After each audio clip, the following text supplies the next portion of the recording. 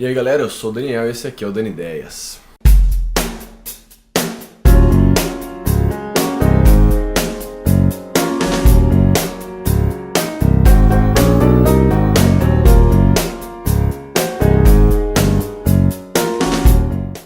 A Idade do Ouro foi a primeira época em que nutriu por sua própria vontade justiça e direito, não lei.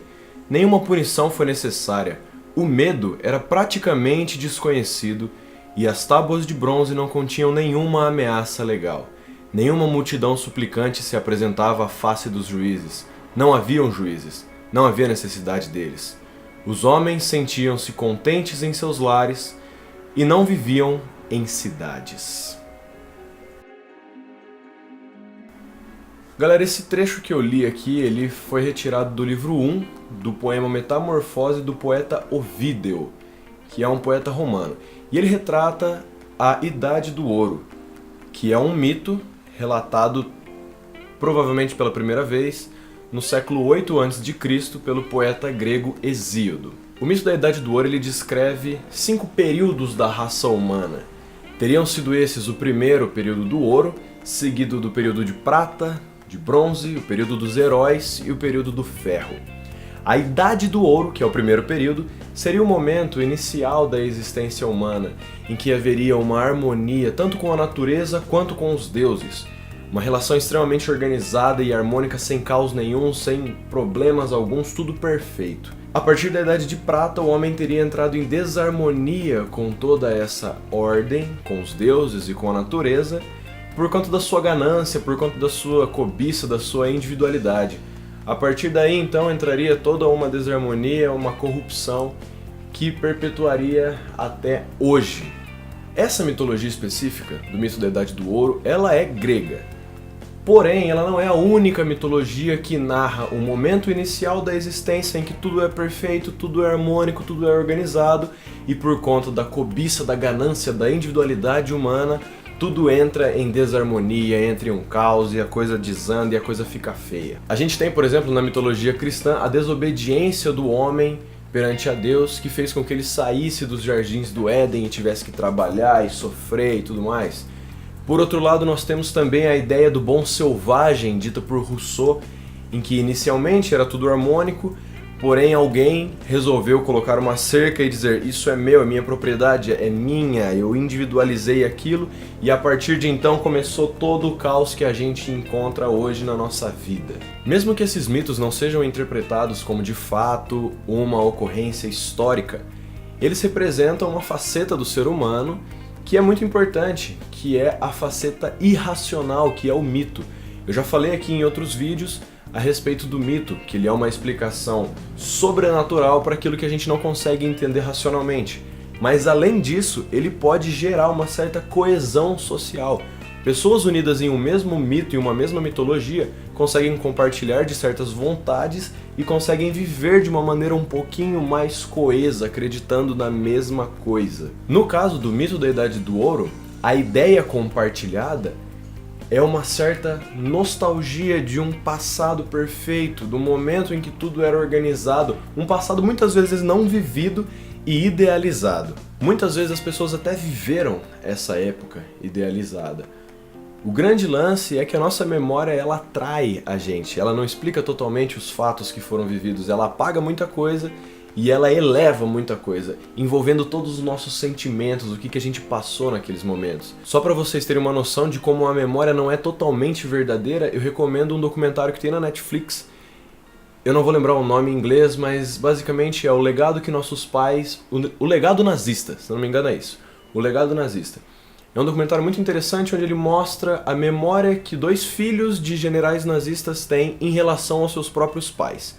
É muito bom, eu vou deixar o nome aqui embaixo, tem na Netflix, vale muito a pena ver ele. Então acreditar nessas memórias é muito complicado porque está envolvido muito sentimento e nem sempre essa idealização ela é correspondente. O mito da Idade do Ouro, ele é utilizado também na política.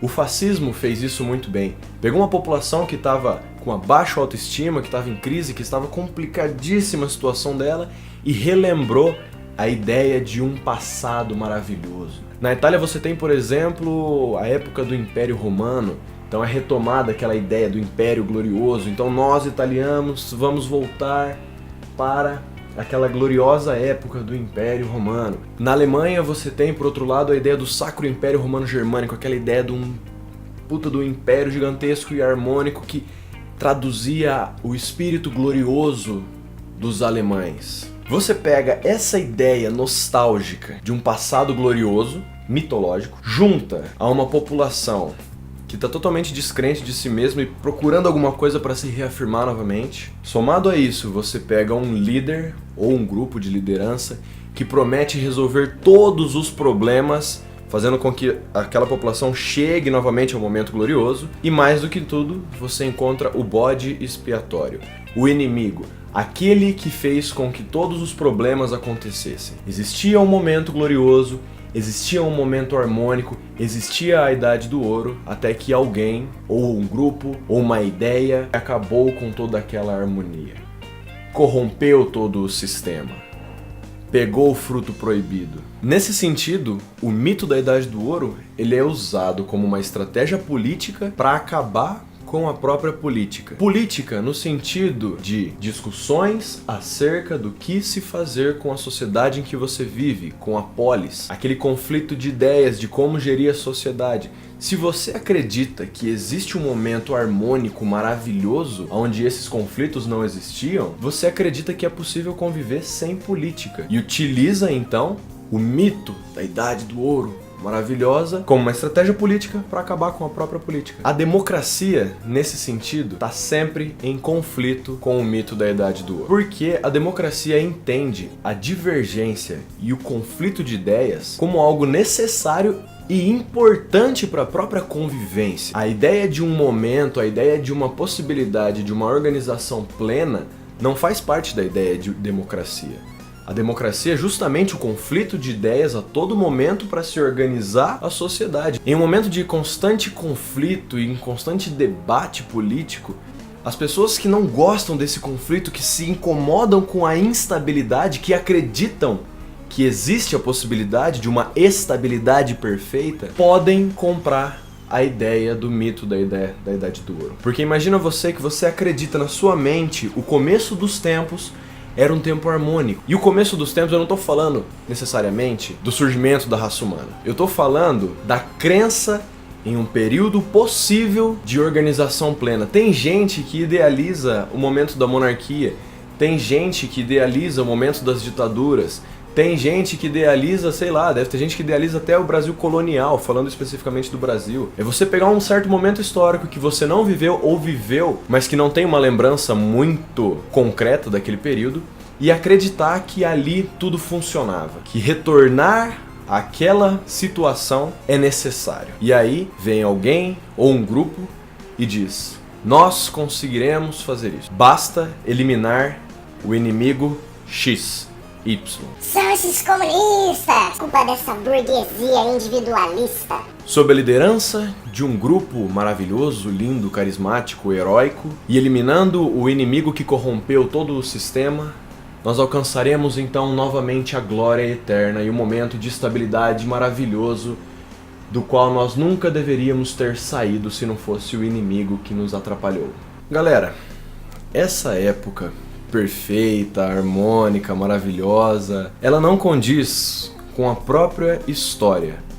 A própria história, ela é feita de constantes mudanças. Se essas mudanças acontecem é porque as contradições existem. Se as contradições existem é porque esse momento harmonioso e maravilhoso ele não existiu. Então quando você ouvir falar de uma época que a galera acha que é maravilhosa e harmônica e tal, você questiona: então por que a gente não tá mais nesse momento? Eu acredito que essa instabilidade, ela é impossível. Eu acredito que é justamente na instabilidade, na conversa, nas divergências, que a gente vai formando a nossa sociedade. As pessoas são totalmente diferentes umas das outras. Como poderia uma sociedade feita de pessoas diferentes ser totalmente estável e organizada e perfeitinha e harmônica? Não tem como. Eu acredito que a saída é justamente participar da política, colocar sua opinião, colocar suas ideias, questionar aquilo que você discorda, defender aquilo que você concorda com base em argumentos e principalmente respeitar as diferenças e tentar compreendê-las. Talvez assim a gente consiga uma convivência um pouquinho mais harmônica, mas jamais perfeita.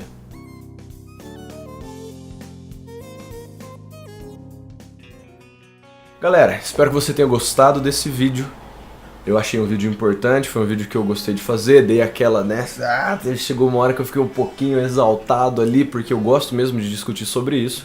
Se você gostou, você deixa aquele like. Se você também quer discutir sobre isso, às vezes discordou de alguma coisa que eu disse, ou às vezes eu dei uma escorregada, falei alguma coisa errada, você quer me corrigir, fica aí nos comentários, fica à vontade. E se você quer acompanhar o meu trabalho, você se inscreve aqui no canal, que isso me ajuda bastante, eu tô cada vez mais animado aqui com esse canal. Muito obrigado, um beijo no coração e um aperto de mão sincero. Valeu!